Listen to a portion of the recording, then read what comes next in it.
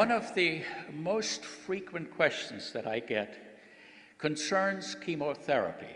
It usually starts out something like, my friend is on chemotherapy for breast cancer, et cetera, how much Kangen water should she drink? Well, first of all, she could drink all she wants because there's no magic or mystery. Kangen water is good for any human condition because it is the best water you can drink, just parenthetically. During chemo, many doctors advise that antioxidants be discontinued. Well, it turns out that there's a total myth and that is completely wrong. The antioxidants do not adversely affect chemotherapy, and it is absolutely shown by a number of studies that no harmful effects occur if you're on chemo and if you are taking antioxidants, whether that be in the form of Kangen water or any other antioxidants. The NIH did 3 separate focus groups on compliance with doctors' orders, and they found that in study groups where people were asked to discontinue their antioxidants, whether they be in the form of pills or whatever nutritional supplements, only 20% complied. So it's a total waste of time to ask them to do it in the first place. And also, a review published in May of 2007 by Cancer Treatment Reviews, 855 studies were reviewed, and not one single one showed an adverse effect of antioxidants while on chemo. And so basically that chapter is closed. If prospective clients and so on ask you about that, you can say unequivocally, antioxidants are good whether you're on chemo or not. Now, what about benefits of Kangen water in patients who are undergoing chemotherapy? Are there any? Well, let me say that they are actually quite huge, and I do that based on personal experience. Dr. David Carpenter and I have corresponded, and we were friends, and he has the same experience, that the side effects that patients get with chemo, nausea, vomiting, loose bowels, etc., are much lessened in those that faithfully drink their Kangen water. And I think I know the reason why, because when you get dehydrated, all these symptoms get worse. When you get dehydrated, you may become acidotic, and all the symptoms get worse. And you know very well that this water produces an alkaline effect in the body, and that it can actually reverse metabolic acidosis.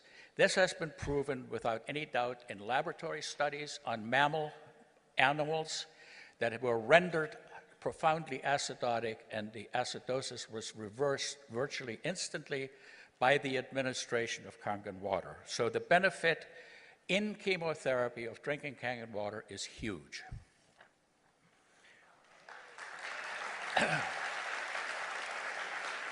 Now, what about radiation therapy? It is being used widely throughout the country for certain types of breast cancer. It's used for other different tumors, and of course, it produces side effects, and the side effects are usually burns. They're worse in fair-skinned people. There's nothing more, heart-wrenching to see. We get some fair-skinned Celtic person, snow-white skin, and the burns are very, very nasty. The ingestion of the Kangen water helps healing, and the topical administration of 11.5 pH water, say you take a towel or something like that, wet it very well, lay it onto the skin for 15 minutes twice a day, especially right after the radiation treatment, and it is an amazing effect that this has on ameliorating these types of symptoms, and I highly recommend it. And by the way, you don't need FDA approval for that. Water has been used to treat burns since antiquity. We know it puts out the fire.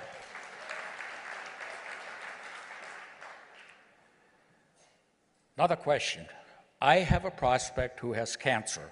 Will the water help? Well, first of all, there is no scientific data that we can quote that the water would cure.